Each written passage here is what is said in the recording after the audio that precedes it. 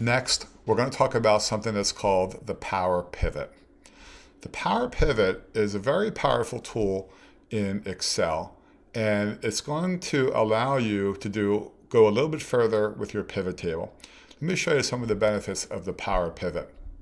One of the benefits is you'll be able to make a pivot table from more than one sheet if the sheets have a common field.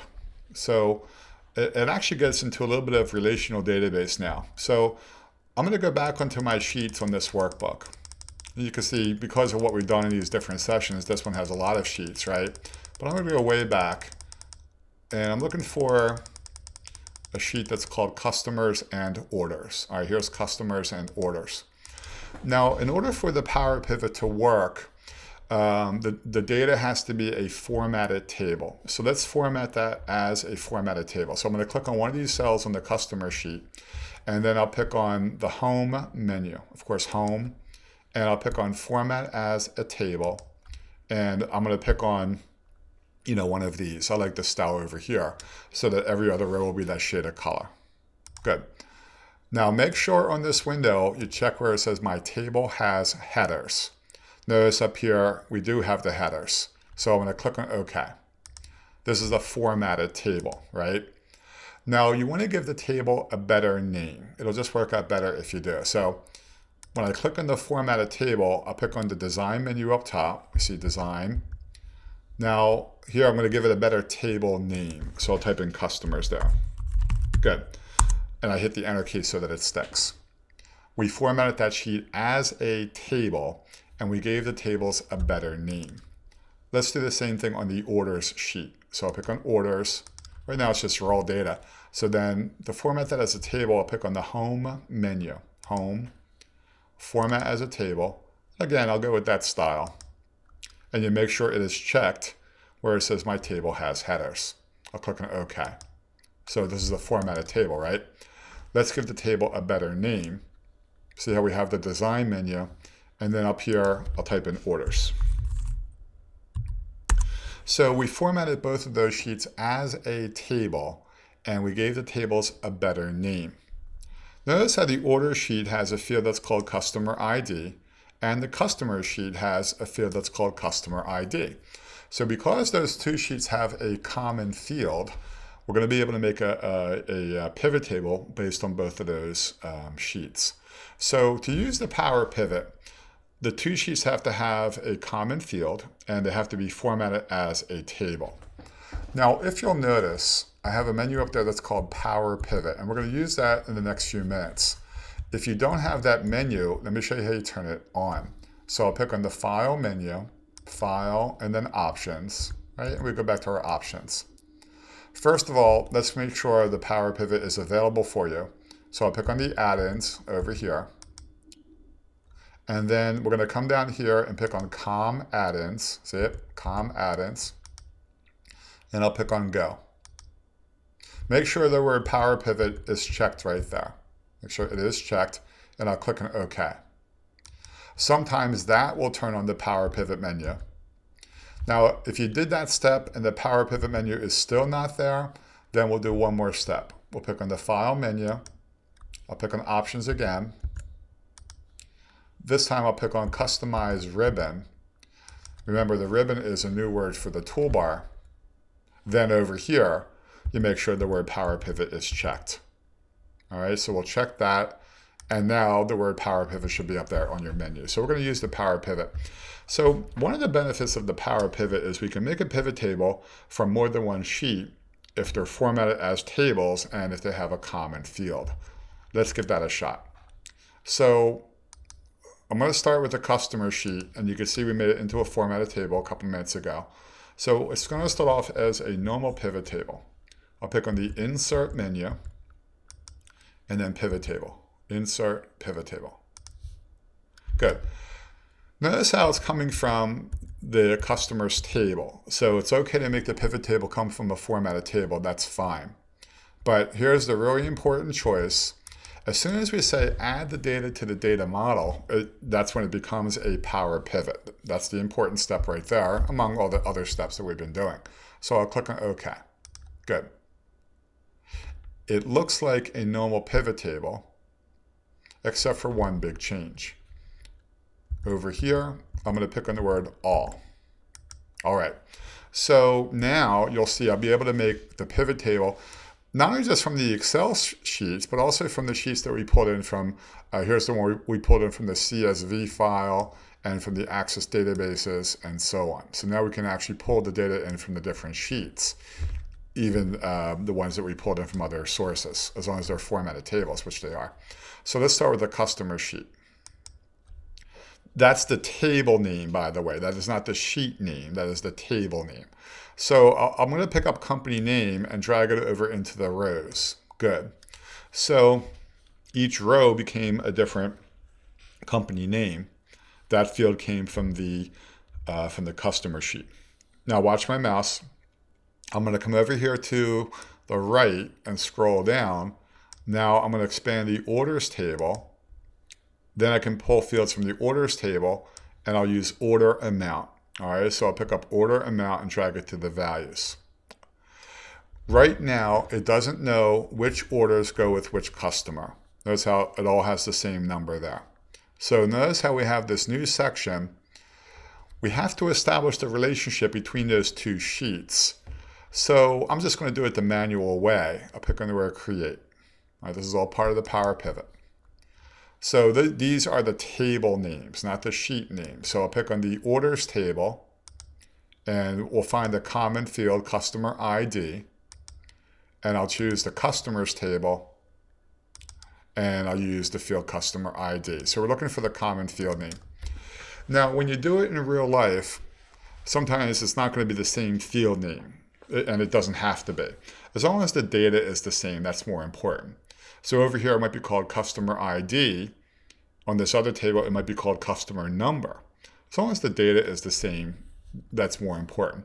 It's always nice when the field name is the same, but it doesn't always work out that way in real life. So I'm going to click on OK. So now watch how the numbers changed. Now it knows which customer goes with which order because of the relationship that we just established on the customer ID field. So this field came from the customers table. This field came from the orders table. These are all the orders for that customer.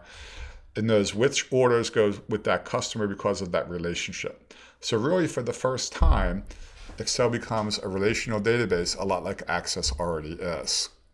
So now let's go a little bit further. Let's say I wanted to add one of those slicers. If you look at one of the previous sections of this course, we were talking about the slicer. So I like to add a slicer by employee name. So watch how we're going to do this. It's going to be pretty fascinating. So I'm going to pick on the insert, the analyze menu, and we'll say insert slicer. Now check this out.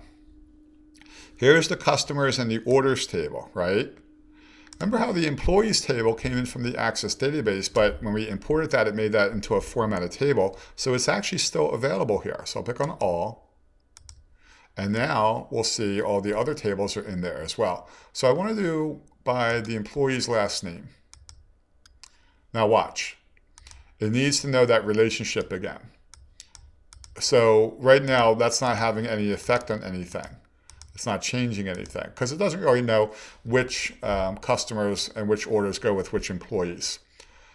Notice when I clicked in the pivot table again, then it wants to make that relationship again. Each new table that you introduce into the Power Pivot is going to need that relationship. So let's do that. We'll pick on Create. In this case, I'll pick on the Orders table, and the Employee ID will be the common field this time. And then here we'll pick on the Employees table, and we'll pick on Employee ID. So those two tables have the common field Employee ID. When I do that, all of a sudden the slicer is going to start to work. So I'll pick on the Volio. Notice how the numbers changed. Each one is changing because it knows which orders go with employees because of that relationship. So look at the power that we have. We pulled the employees table in from the Access database. It made it one of those formatted tables. I was able to pull it into the Power Pivot, and because it had a common field, then I can incorporate that into the slicer as well. So this field came from the customers table. This field came from the orders table. This field came from the from the Access database, which was the employees table. Pretty powerful stuff here. All right, so you can really start to tie your data together with the Power Pivot and the Power Query. Okay, good. Let's add another slicer. So what if we added a slicer on that shipper field? So let's try another example. I'll pick on the Analyze, Insert Slicer. I'm going to pick on All again. And then we pulled in the shippers from that was an Access database as well. Let's see if we still have that. There it is. So I want that company name for the shippers to be a slicer. Now, again, it doesn't know which shippers go with which order. So we have to create that relationship again. All right, so each new table probably will have to have this relationship built. So I'll pick on Create.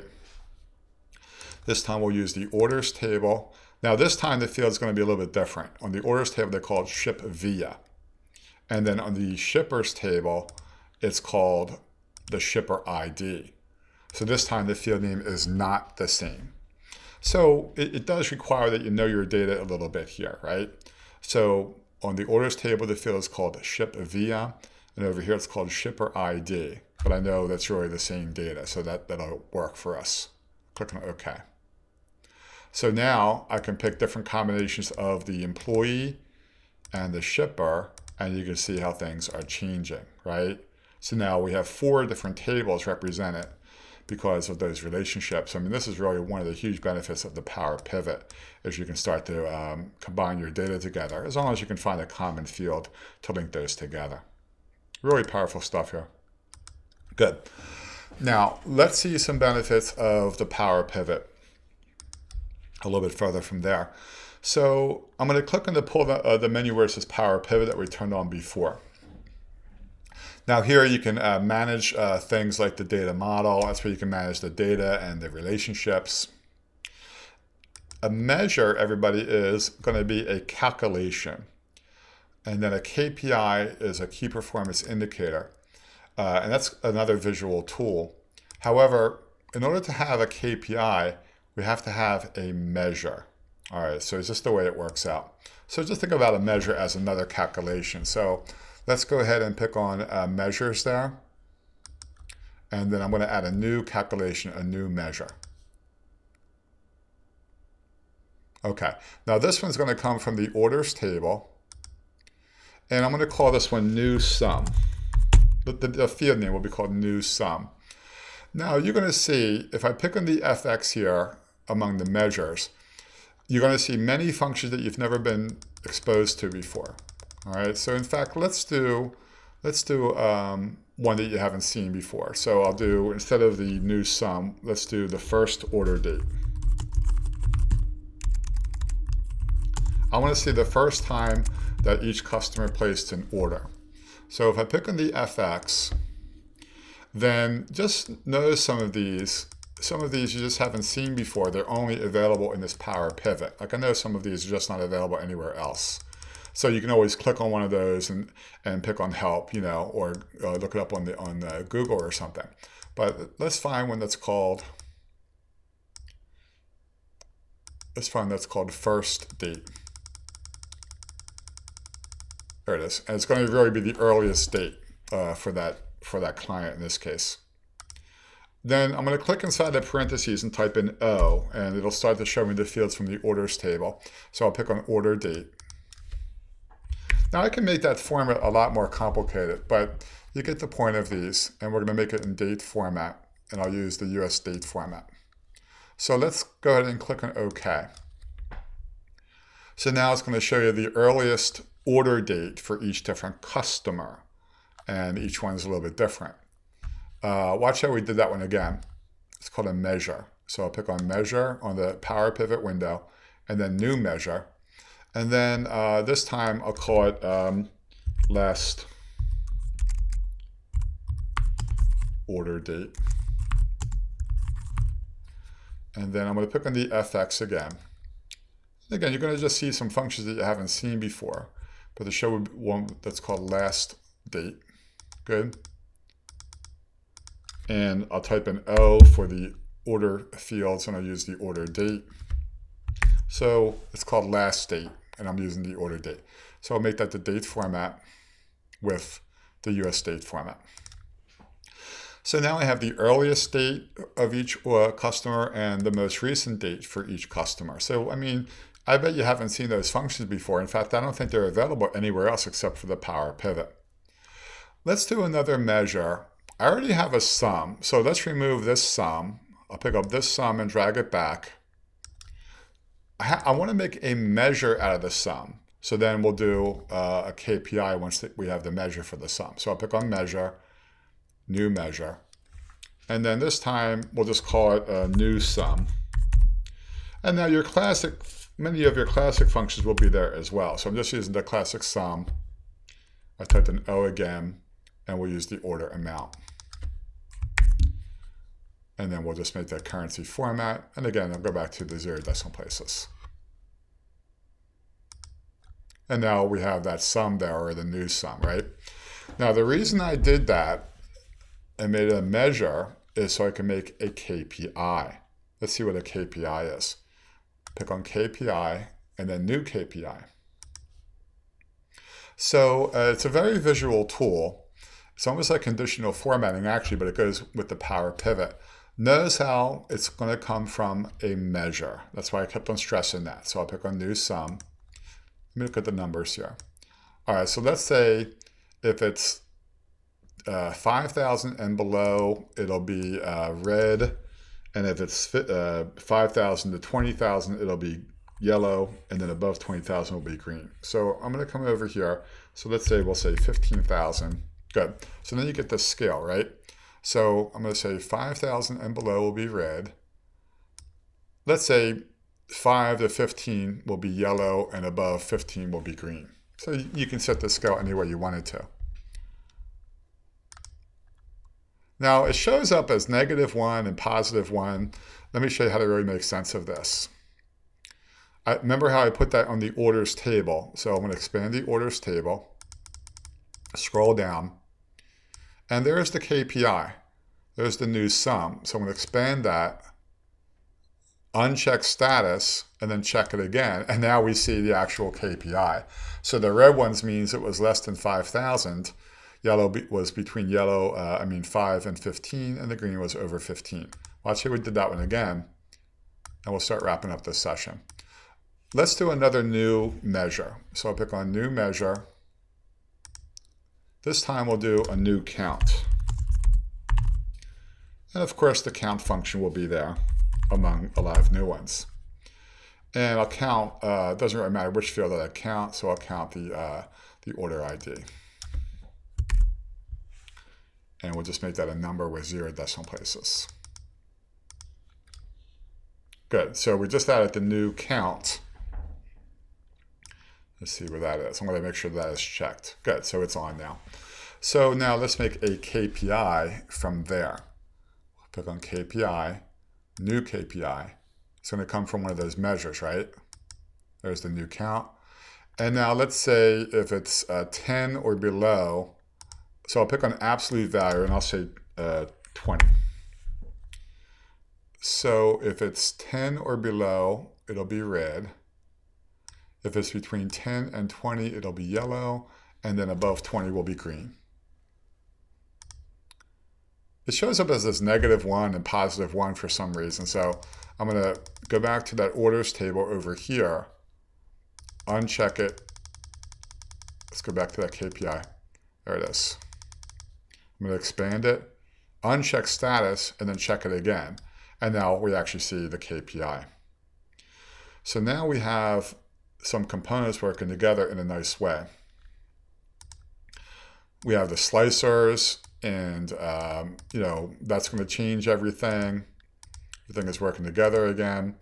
Why don't we add a timeline? So I'll pick on all the regular pivot table features will work with the Power Pivot. So I'll pick on Analyze, Insert Timeline. We'll base it on the order date. And then there's that timeline again, and I'll make it by years. Wow, check it out. Now everything is working together. Remember to pick more than one from the slicer windows. We're going to hold down the Control key. So now the KPI is kind of a new component that completes the dashboard. So within the Power Pivot, I can make a pivot table from more than one table as long as we can find a common field, and you can really use as many as you wanted to. And then another benefit of the Power Pivot is you can add all these new measures, and there's many functions that you've never seen before. And then once we have those measures built, then we can build the KPIs as well. And then we can have the slicers and the timeline, so everything is working together, and we have a beautiful dashboard. So that is what I want to show you with the KPI and really the Power Pivot.